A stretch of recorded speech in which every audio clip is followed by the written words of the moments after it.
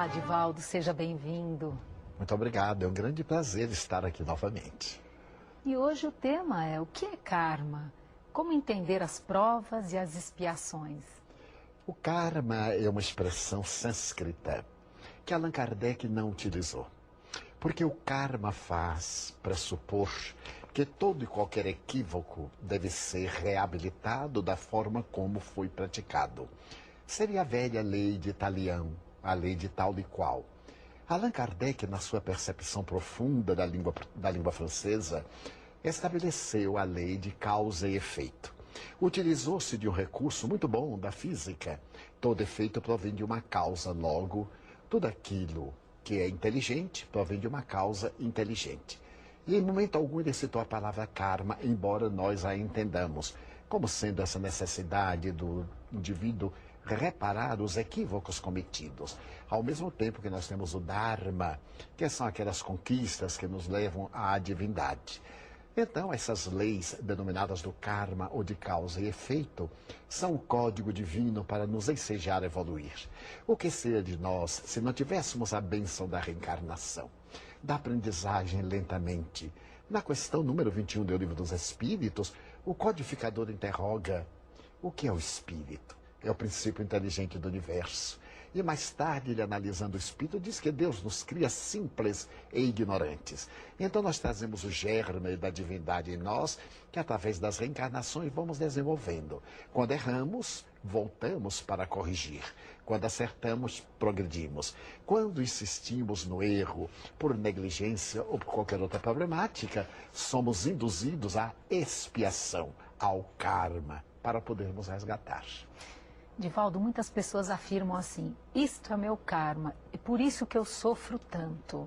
Nós estamos aqui na Terra para sofrer necessariamente, para termos provas, expiações? Como o Espiritismo nos explica isso, Divaldo? Essa é uma atitude comodista.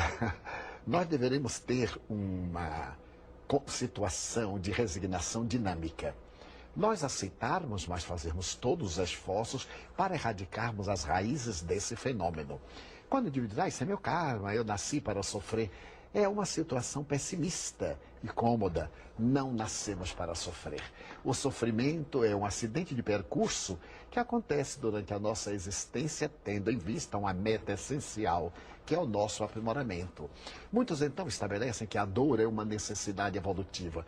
Como disse oportunamente no outro programa, a dor é uma bênção de Deus aos seus eleitos. Então nós vemos, por exemplo, as dores de Cristo. Ele não tinha karma. As dores de João Evangelista, reencarnado em Francisco de Assis, são dores que, através do amor, nos ensinam a progredir.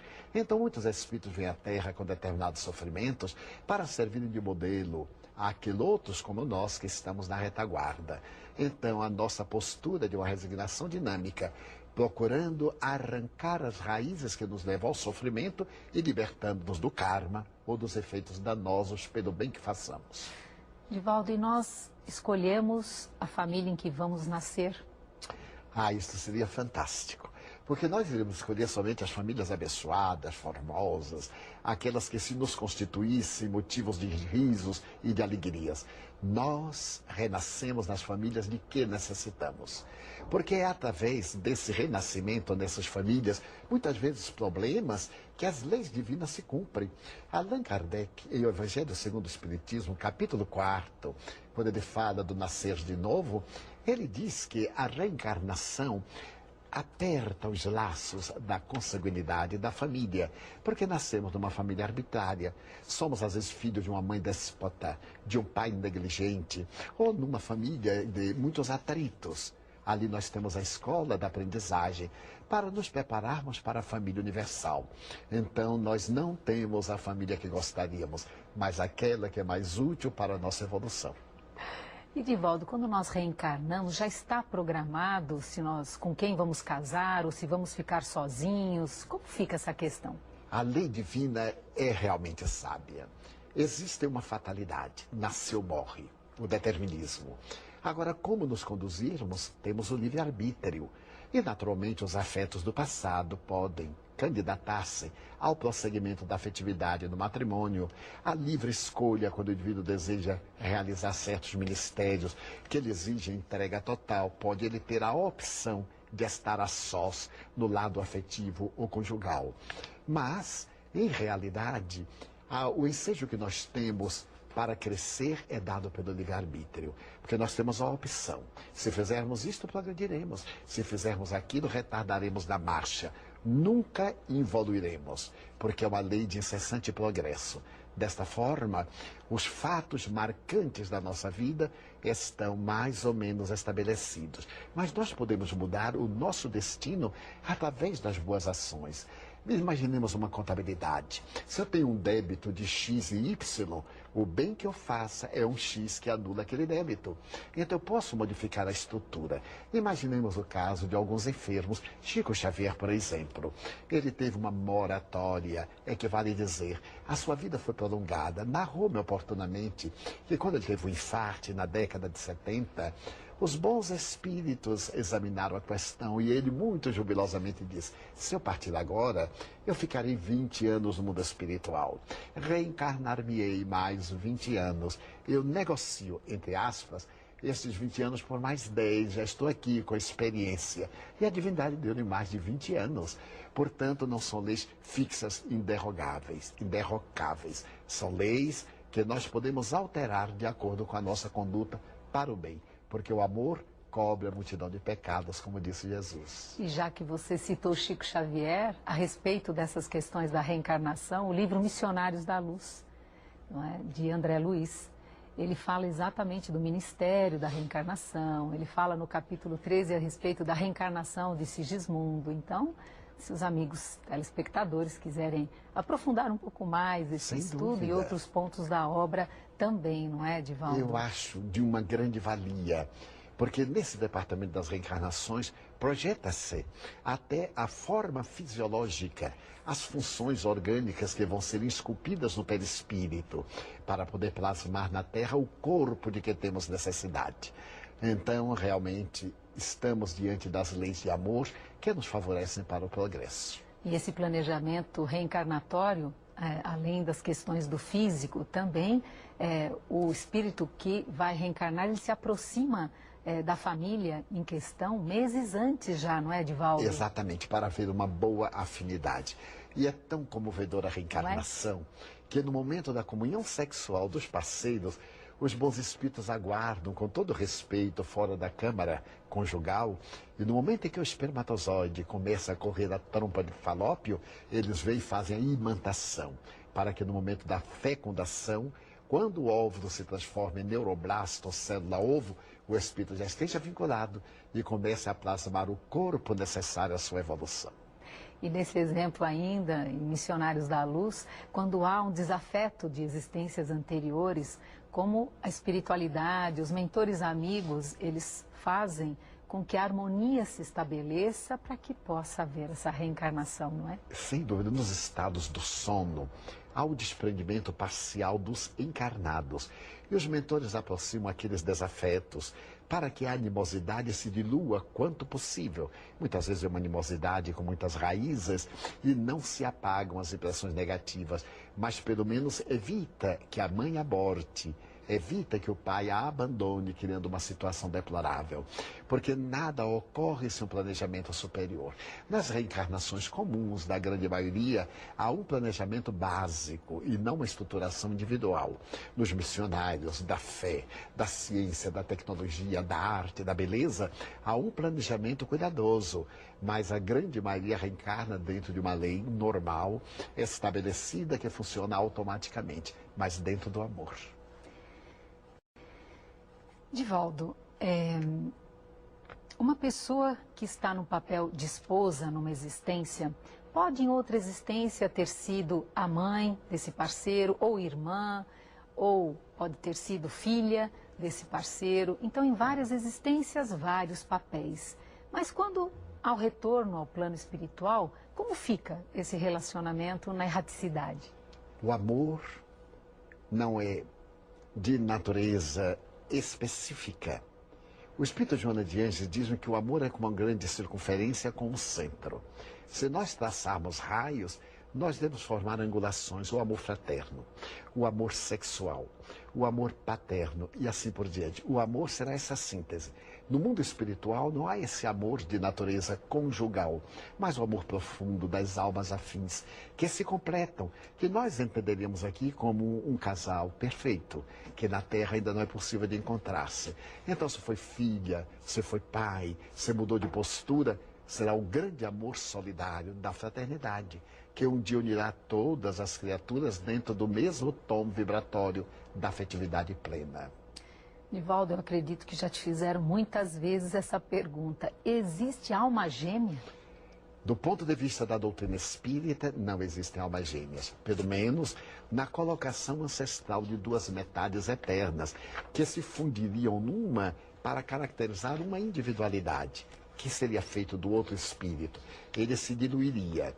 O espírito Emmanuel, ao apresentar a sua obra na qual ele narra almas gêmeas, convidado pela Federação a fazer uma reflexão, ele pediu que conservasse.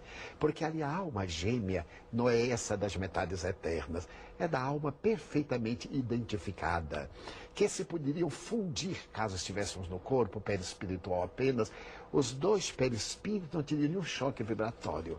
Mas Allan Kardec optou por manter a visão de que as metades eternas não existem. Então nós seríamos gêmeos no sentido afetivo profundo, seríamos idênticos nas aspirações e nos completaríamos uns aos outros, mas sem nos esquecermos da coletividade em geral, porque senão ficaríamos no privilégio do nosso amor exclusivo e abandonaríamos o mundo necessitado do nosso amor. Na novela Alma Gêmea, mostra que a reencarnação ocorre no momento do nascimento da criança. Isso está correto, Divaldo? Do ponto de vista espírita, de forma nenhuma. Algumas doutrinas religiosas assim também estabelecem que a alma é criada no momento em que a criança nasce. Ora bem, se nós examinarmos sob esse ponto de vista, o aborto seria perfeitamente legal, porque estaria eliminando massa e não uma vida espiritual. No momento, como eu disse, em que o espermatozoide dispara, ele já está sob a influência do espírito, vinculado a ele pelo perispírito. Será este momento do disparar, quando nasce a célula única, que vai agora construir o arquipélago de 100 trilhões de células, que vão sendo impressos lentamente os karmas, para usar a linguagem convencional, as necessidades, as habilidades, as propostas de evolução, a saúde, a doença, as heranças genéticas que poderão ser estimuladas ou poderão ser detidas. A reencarnação começa no momento da fecundação. Por isso que matar é crime. Divaldo, quando uma criança nasce com uma deficiência, seja física, seja mental ou ambas, isso foi uma escolha dela ou é uma imposição? Podem ser as duas coisas. Eu vejo, por exemplo, o caso de Helen Keller, que foi um exemplo notável da surda muda, que conseguiu comunicar-se em diversos idiomas. Ela era capaz, pelo tato, de reconhecer o rosto de John Fitzgerald Kennedy e descrever-lhe a psicologia. Conseguia identificar cédulas de dólares pelo tato. No caso de Helen Keller e de outros, como Toulouse-Lautrec e tantos outros missionários, penso eu, que eles pediram para vir resgatar antigos débitos, constituindo-se exemplos para a sociedade. No entanto, na grande maioria se trata de uma imposição divina. Desde que o espírito teve o ensejo e repete o erro, ele agora volta na compulsória, porque a lei é de progresso. E nessa compulsória é-lhe imposta a necessidade da reabilitação pelos limites variados em que o espírito sente-se constrangido a mudar de atitude interior, utilizando-se de um corpo fragmentário, de uma existência assinalada por aberrações, nos casos da chifopagia e de outros transtornos de natureza degenerativa, nos fenômenos dos partos dolorosos, com os extratos degenerativos das crianças, estamos diante de expiações impostas. E nesses casos, diante da lei de causa e efeito, como ficam os pais dessas crianças com essas dificuldades, Divaldo? Todos nós estamos interligados. Esses pais que os recebem foram também espíritos que contribuíram para os desastres morais. Quantos pais negligentes? Às vezes eu me pergunto, uma pessoa culta, um casal com um curso universitário, não vê um filho ingressar na droga? É porque não presta atenção ao filho. Ele é responsável porque o filho lhe é emprestado para que ele cuide, para que ele desenvolva as aptidões. Observo muitas vezes caprichos de pais, quando os filhos desejam assumir determinadas posturas, por preconceito, por expressões de vaidade e de presunção, impedem. E esses espíritos fragilizados atiram-se ao suicídio. Eles foram corresponsáveis. Retornam na postura paterno-maternal para receber aquele ser destroçado e juntos expungirem pelo sofrimento o desacato à divina lei. E esses pais que sofrem, como você disse agora, e ainda mais, sofrem quando vêm os filhos com depressões, com distúrbios bipolares, com aí os transtornos tão variados dentro da psicologia de hoje. Como é que você vê a lei de causa e efeito nesses casos, Divaldo? Aí nem sempre esses pais são responsáveis em vidas pregressas, mas eles pediram que aquele ser querido, que estava com um karma muito doloroso, viesse na sua ternura, para que o seu afeto realizasse amor-terapia. Então, muitas vezes, um jovem, qualquer indivíduo, mesmo entre parceiros, é tomado por um surto depressivo, um surto psicótico, para que o outro, através do amor, seja o guia e o condutor da reabilitação. É sempre a proposta de Jesus. O amor cobre a multidão de pecados. Divaldo, agora nós vamos a um breve intervalo e você continue ligado, porque o tema, a Justiça de Deus, continua no próximo bloco. Onde está a Justiça de Deus a permitir que mulheres pobres tenham muitos filhos, enquanto outras mulheres com boas condições financeiras não possam engravidar, Divaldo? A divindade propicia recursos, porque nem sempre os bens materiais podem proporcionar a felicidade aos filhos. E quando esses lares menos abastados, até mesmo miseráveis, abrem as portas à reencarnação desses espíritos, estão contribuindo para a grande lei da evolução. Muitos deles sequer conseguem uma vida nobre, ter uma vida saudável, permanecem na miséria. São imposições da divindade para o resgate. E muitos outros que têm os recursos hábeis e não recebem esses filhos, são provas. São pessoas que abortaram, que geraram situações impeditivas e que nascem muitas vezes com distúrbios sexuais muito profundos, como sendo a frigidez, a impotência sexual ou na normalidade. Os seus espermatozoides não conseguem sobreviver. Outros distúrbios do aparelho genital da mulher não facilitam a manifestação da vida. Trata-se de uma prova para esses que não souberam conduzir.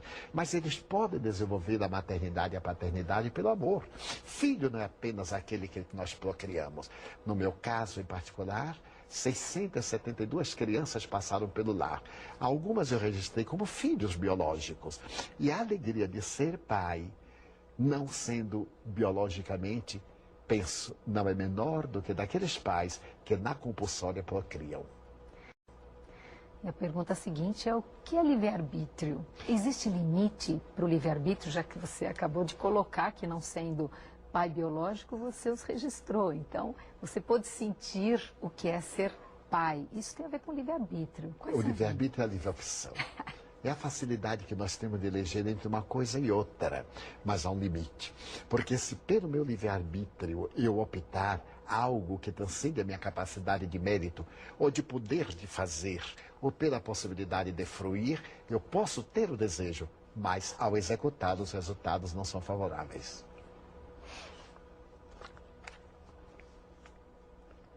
Divaldo, como fica o livre-arbítrio no caso de filhos criminosos? E, às vezes, dependentes químicos que ingerem drogas durante a gestação. Eles têm praticamente o destino traçado. Caso eles consigam sobreviver, é provável que sejam dependentes químicos e criminosos também. Onde está a justiça de Deus? Exatamente na oportunidade que dá a todos. Para que mesmo nas injunções mais penosas, o seu livre-arbítrio que lhes faculta discernir, quando não vem com patologias mentais, aquilo que lhe é de melhor. Mesmo um dependente químico, desde os dias da gestação materna, quando o feto recebeu aquelas altas cargas tóxicas, Ele tem a vida social, a escola, os recursos humanos e ele pode optar por ser diferente. Observemos numa família as várias tendências, indivíduos que trazem tendências criminosas, que são criminosos natos, como dizia César Lombroso, o notável antropólogo italiano, um dos maiores pais da antropologia criminalista. E, no entanto, eles podem modificar, encontram amor. E esse amor lhes dulcifica tanto a alma que eles mudam de atitude. Mas aqueles que não logram também não são considerados fracassados. Eles experienciaram uma atividade que os vai preparar para, no futuro, não reincidirem no erro outra vez. E esse conhecimento da reencarnação, você entende que as pessoas, a partir desse conhecimento, isso pode ajudá-las a transformar suas vidas, Divaldo? Sem a menor dúvida. O conhecimento da reencarnação dá à vida um sentido psicológico e nos favorece a melhor técnica de como conduzirmos a nossa vida. Da mesma maneira que nós temos as experiências para uma vida saudável, através da educação, para conquistas de cargos e encargos de projeção, a reencarnação nos estabelece parâmetros, dentro dos quais nós nos podemos movimentar com uma tranquilidade muito grande. Muitas vezes eu tenho tido impulsos de tomar determinadas atitudes, mas quando eu me lembro da lei de causa e efeito, eu modifico. Naturalmente, por o fato de ser uma pessoa que pensa e que, tendo o seu livre-arbítrio, agora com as luzes da reencarnação, escolhe o melhor para amanhã, não necessariamente para hoje, porque a aflição de agora pode ser o sorriso de mais tarde, como o sorriso de hoje se transforma no esgaro de amanhã. Divaldo, essa questão da reencarnação, eu me lembro do Ian Stevenson, esse médico maravilhoso que tanto se aprofundou, estudou, hoje desencarnado.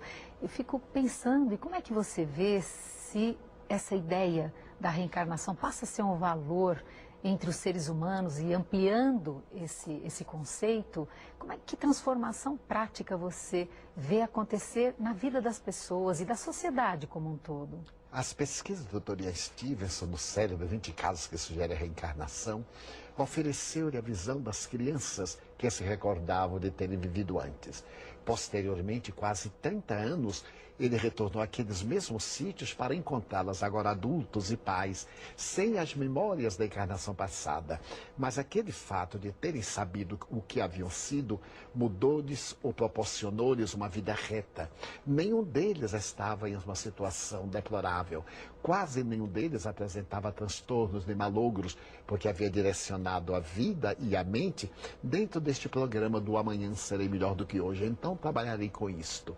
Quando nós nos conscientizarmos da reencarnação, transformaremos desafetos em amigos, toleraremos as imperfeições do próximo, teremos um pouco de compaixão da sociedade, auto-perdoaremos, que é uma coisa muito difícil.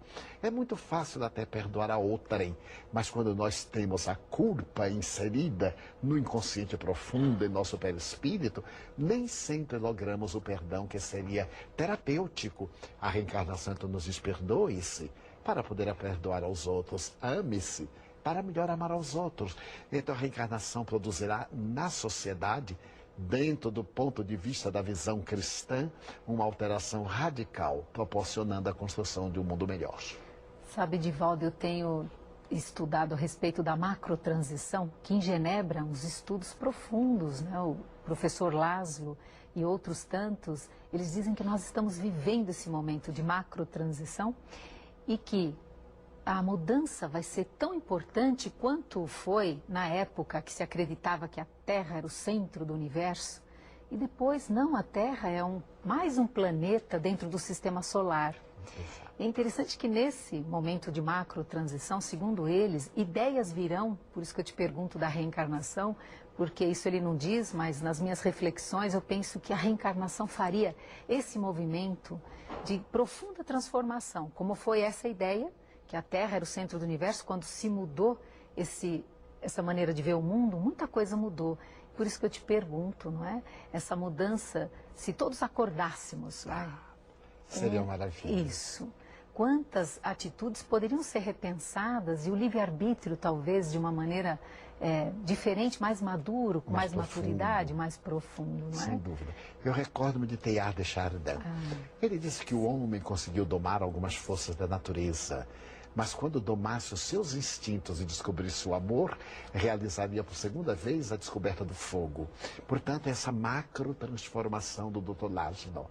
Estou de pleno acordo que nós estamos esperando agora, na era nova, deste mundo de provas e expiações, conforme Allan Kardec, viajando para o mundo mais abençoado, o mundo de regeneração, no qual certamente haverá dor, mas não a dor selvagem, não esse quadro patológico de barbárie, de criminalidade e de violência, mas outro tipo de dores, porque já não necessitaremos tanto desses sofrimentos amargos e impositivos, porque estaremos conscientes.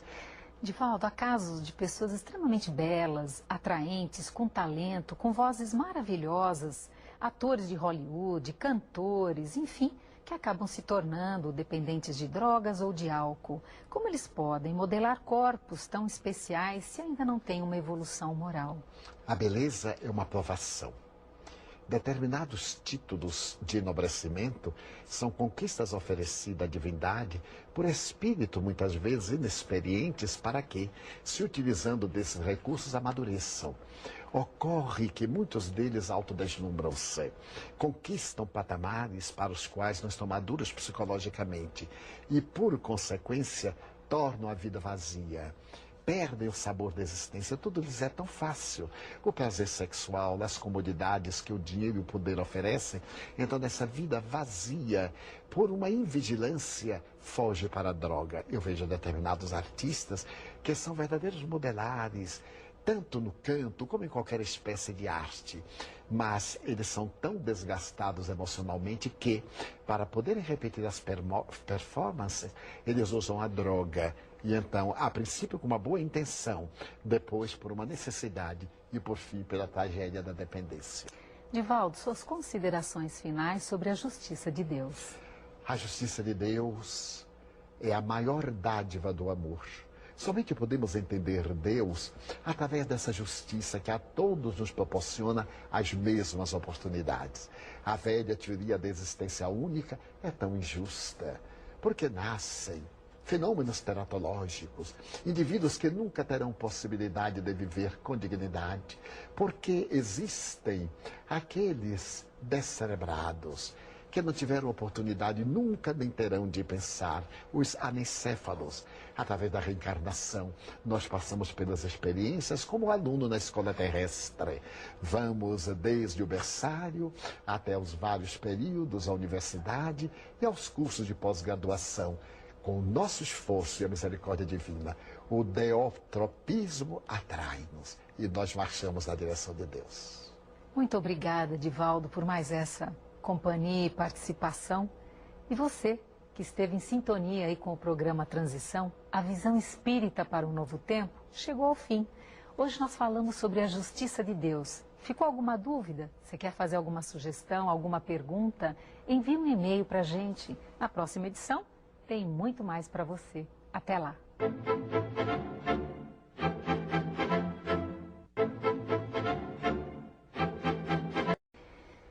Divaldo, uma pessoa que está no papel de esposa numa existência, pode em outra existência ter sido a mãe desse parceiro, ou irmã, ou pode ter sido filha desse parceiro. Então, em várias existências, vários papéis. Mas quando ao retorno ao plano espiritual, como fica esse relacionamento na erraticidade? O amor não é de natureza específica. O Espírito Joana de Ângeles diz que o amor é como uma grande circunferência com um centro. Se nós traçarmos raios, nós devemos formar angulações, o amor fraterno, o amor sexual, o amor paterno e assim por diante. O amor será essa síntese. No mundo espiritual não há esse amor de natureza conjugal, mas o amor profundo das almas afins, que se completam, que nós entenderíamos aqui como um casal perfeito, que na Terra ainda não é possível de encontrar-se. Então, se foi filha, se foi pai, se mudou de postura, será o grande amor solidário da fraternidade, que um dia unirá todas as criaturas dentro do mesmo tom vibratório da afetividade plena. Divaldo, eu acredito que já te fizeram muitas vezes essa pergunta. Existe alma gêmea? Do ponto de vista da doutrina espírita, não existem almas gêmeas, pelo menos na colocação ancestral de duas metades eternas, que se fundiriam numa para caracterizar uma individualidade, que seria feito do outro espírito. Ele se diluiria. O espírito Emmanuel, ao apresentar a sua obra na qual ele narra Almas Gêmeas, convidado pela Federação a fazer uma reflexão, ele pediu que conservasse, porque ali a alma gêmea não é essa das metades eternas, é da alma perfeitamente identificada, que se poderiam fundir, caso estivéssemos no corpo perispiritual apenas, os dois perispíritos não teriam um choque vibratório. Mas Allan Kardec optou por manter a visão de que as metades eternas não existem. Então nós seríamos gêmeos no sentido afetivo profundo, seríamos idênticos nas aspirações e nos completaríamos uns aos outros, mas sem nos esquecermos da coletividade em geral, porque senão ficaríamos no privilégio do nosso amor exclusivo e abandonaríamos o mundo necessitado do nosso amor. Na novela Alma Gêmea, mostra que a reencarnação ocorre no momento do nascimento da criança. Isso está correto, Divaldo? Do ponto de vista espírita, de forma nenhuma. Algumas doutrinas religiosas assim também estabelecem que a alma é criada no momento em que a criança nasce. Ora bem, se nós examinarmos sob esse ponto de vista, o aborto seria perfeitamente legal, porque estaria eliminando massa e não uma vida espiritual. No momento, como eu disse, em que o espermatozoide dispara, ele já está sob a influência do espírito, vinculado a ele pelo perispírito. Será este momento do disparar, quando nasce a célula única, que vai agora construir o arquipélago de 100 trilhões de células que vão sendo impressos lentamente. Os karmas, para usar a linguagem convencional, as necessidades, as habilidades, as propostas de evolução, a saúde, a doença, as heranças genéticas que poderão ser estimuladas ou poderão ser detidas. A reencarnação começa no momento da fecundação. Por isso que matar é crime. Divaldo, quando uma criança nasce com uma deficiência, seja física, seja mental ou ambas, isso foi uma escolha dela ou é uma imposição? Podem ser as duas coisas.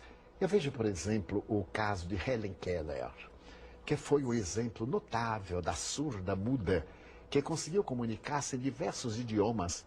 Ela era capaz, pelo tato, de reconhecer o rosto de John Fitzgerald Kennedy e descrever-lhe a psicologia. Conseguia identificar cédulas de dólares pelo tato. No caso de Helen Keller e de outros, como Toulouse-Lautrec e tantos outros missionários, penso eu, que eles pediram para vir resgatar antigos débitos, constituindo-se exemplos para a sociedade. No entanto, na grande maioria se trata de uma imposição divina.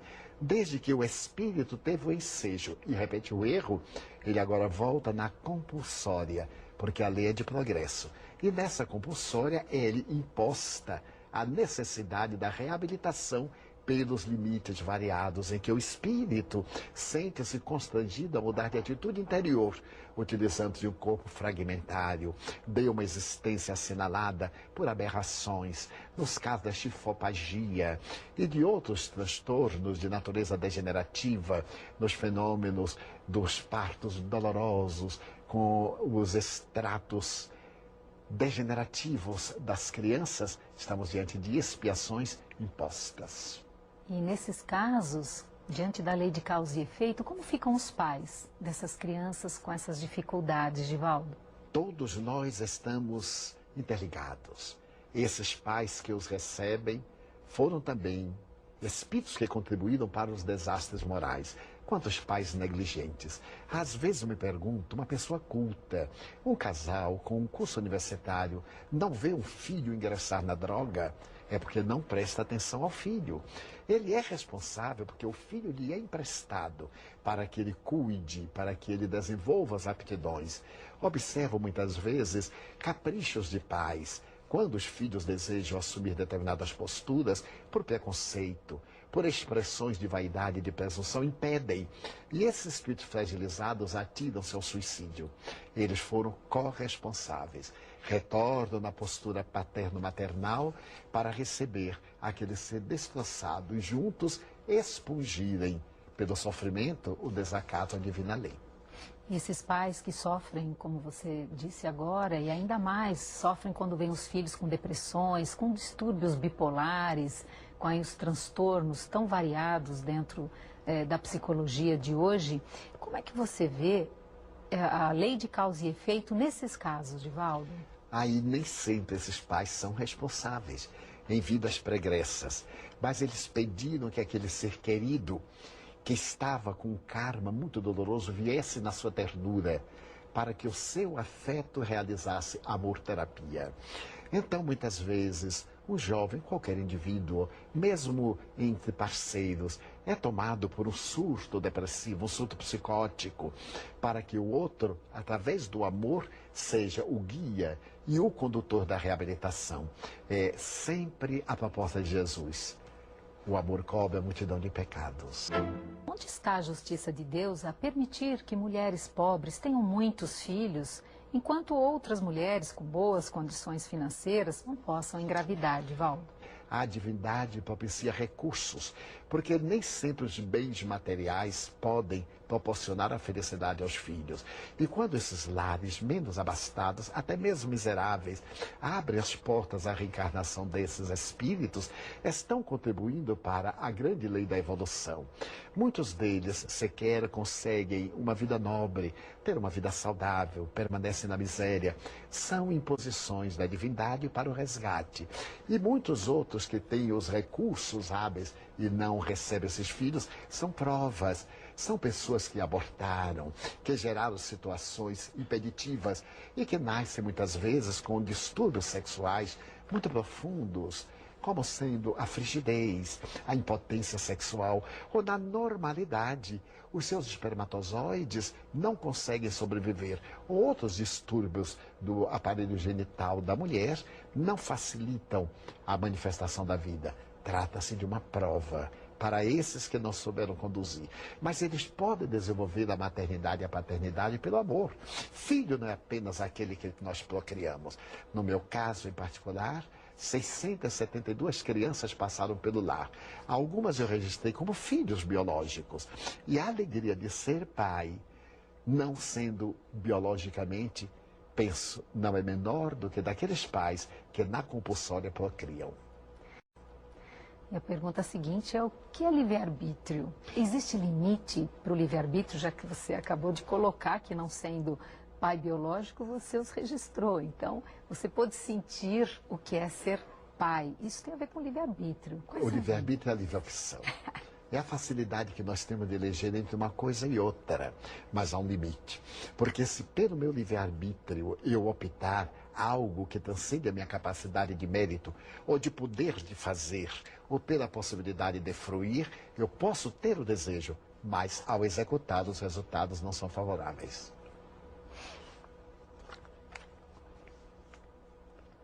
Divaldo, como fica o livre-arbítrio no caso de filhos criminosos e, às vezes, dependentes químicos que ingerem drogas durante a gestação? Eles têm praticamente o destino traçado? Caso eles consigam sobreviver, é provável que sejam dependentes químicos e criminosos também. Onde está a justiça de Deus? Exatamente na oportunidade que dá a todos. Para que mesmo nas injunções mais penosas, o seu livre-arbítrio que lhes faculta discernir, quando não vem com patologias mentais, aquilo que lhe é de melhor. Mesmo um dependente químico, desde os dias da gestação materna, quando o feto recebeu aquelas altas cargas tóxicas, ele tem a vida social, a escola, os recursos humanos, e ele pode optar por ser diferente. Observemos numa família as várias tendências, indivíduos que trazem tendências criminosas, que são criminosos natos, como dizia César Lombroso, o notável antropólogo italiano, um dos maiores pais da antropologia criminalista. E, no entanto, eles podem modificar, encontram o amor. E esse amor lhes dulcifica tanto a alma que eles mudam de atitude. Mas aqueles que não logram também não são considerados fracassados.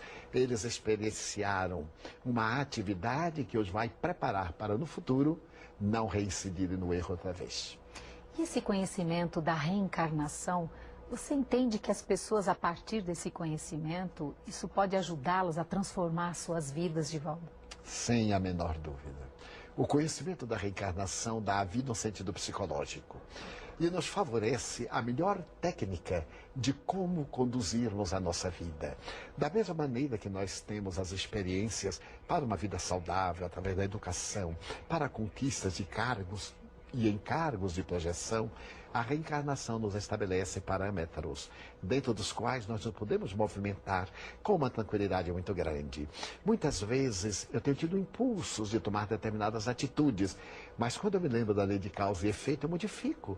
Naturalmente, por o fato de ser uma pessoa que pensa e que, tendo o seu livre-arbítrio, agora com as luzes da reencarnação, escolhe o melhor para amanhã, não necessariamente para hoje, porque a aflição de agora pode ser o sorriso de mais tarde, como o sorriso de hoje se transforma no esgar de amanhã.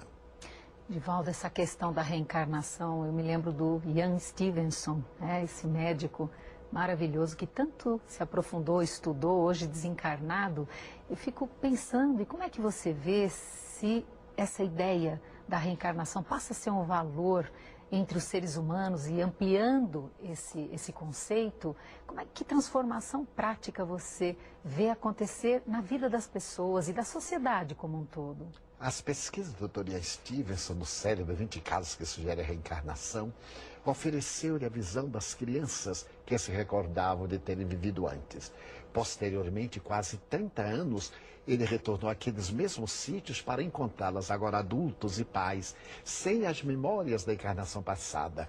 Mas aquele fato de terem sabido o que haviam sido, mudou-lhes ou proporcionou-lhes uma vida reta. Nenhum deles estava em uma situação deplorável.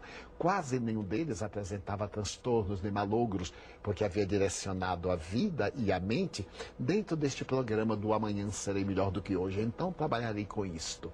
Quando nós nos conscientizarmos da reencarnação, transformaremos desafetos em amigos, toleraremos as imperfeições do próximo, teremos um pouco de compaixão da sociedade, auto-perdoaremos, que é uma coisa muito difícil.